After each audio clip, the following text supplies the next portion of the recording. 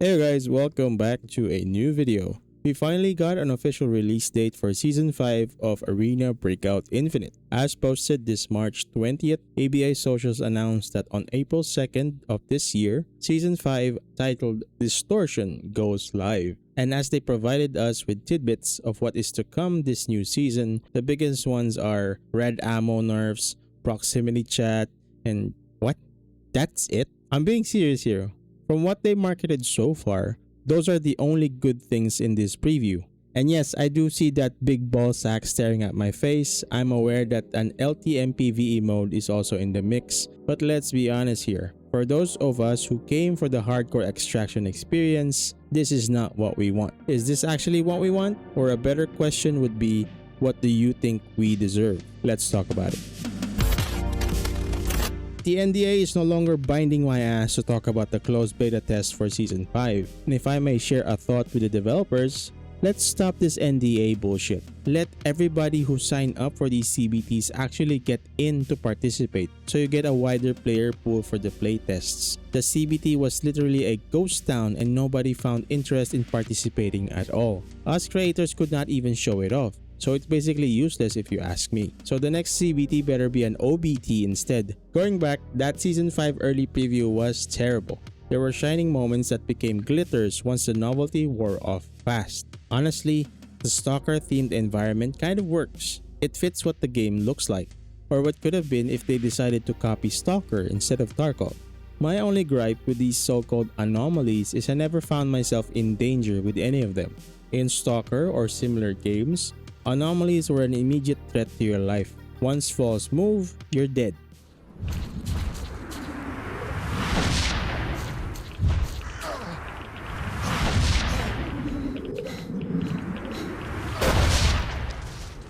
But here, we get lootable ball sacks that should be gravitational pockets, we get some birds from Hunt Showdown, some streetlights that glow, and a Doctor Who Weeping Angels reference.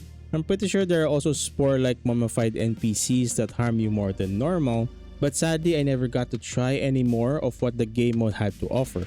That said, it's fair to say, yes, this was a creative step to take. An unnecessary one for a tactical shooter, but still appreciated. For me, we could have taken that inspiration we found to generate this idea and transform it into a grounded season with major tweaks to the core experience. The things that made Arena Breakout Infinite popular in the first place. And this is not an exaggeration when players say Season 0 was peak, because it really was. It was clearly the hook that got everybody hooked. Yet somehow, more fun studios looked the other way, make it make sense. Going back, yes, again, this is an idea of an anomaly-filled valley is cool, but yet again, this isn't really what the hardcore player base wants. With all of that anomaly shit out of the way, let's talk LTMs first. From the provided preview, we get 3, and oh boy, the first one is a doozy. We have the Warlord Tournament, a ranked 5-man teamfight in TV Station. Well, isn't this basically Red Drop's Assault but with one more additional player? What makes this bad is that there's already an assumption that whoever wins this tournament will either be the top streamers who muscled their way with a broken meta, or complete nobodies that could potentially be cheaters, or anyone who's just happy to join. Well, I'm rooting for that last one. Next up, we have Boss Rally and No Man's Land. These ones are more interesting.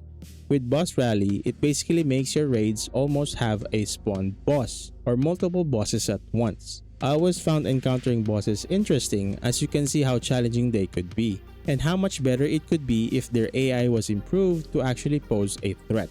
I hope this is an experimentation for the developers to test out improvements on AI behavior, as the bots in ABI are merely distractions or cover busters. Finally, we have No Man's Land.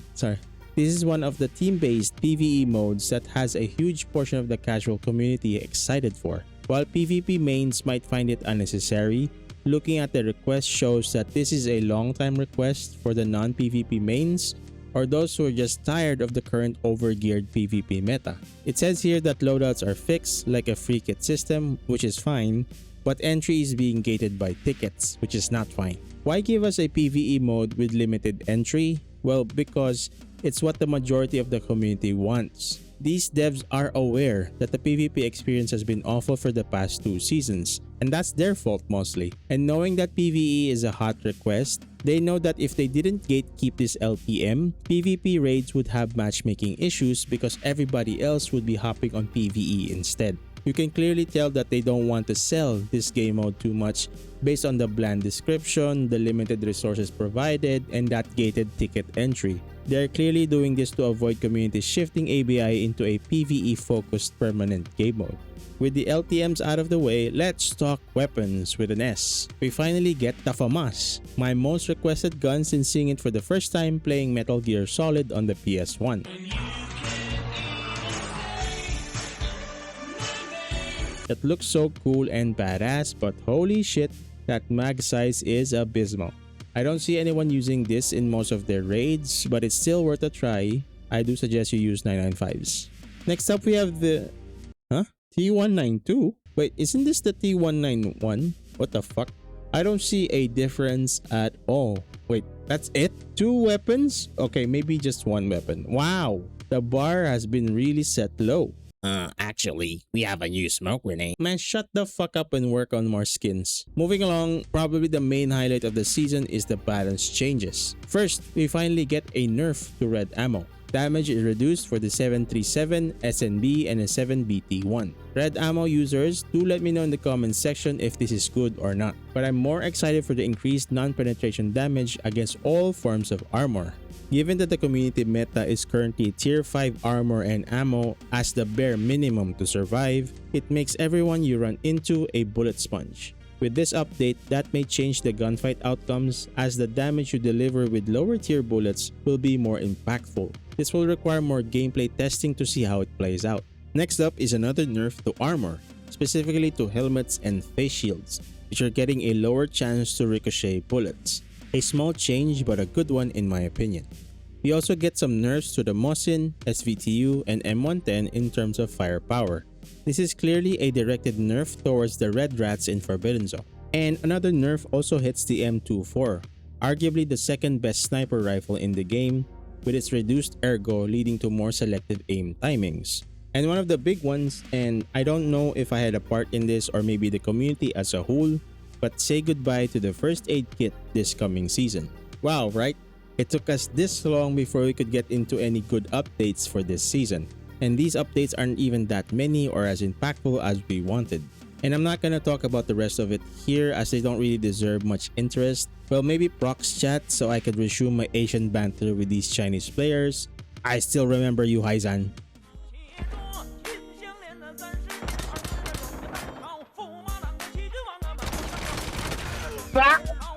Hey, see you again! But yeah, here's the rest. Some new red items, some decently good weapon skins. And speaking of weapon skins, remember to use my buff code for discounted buds, yeah?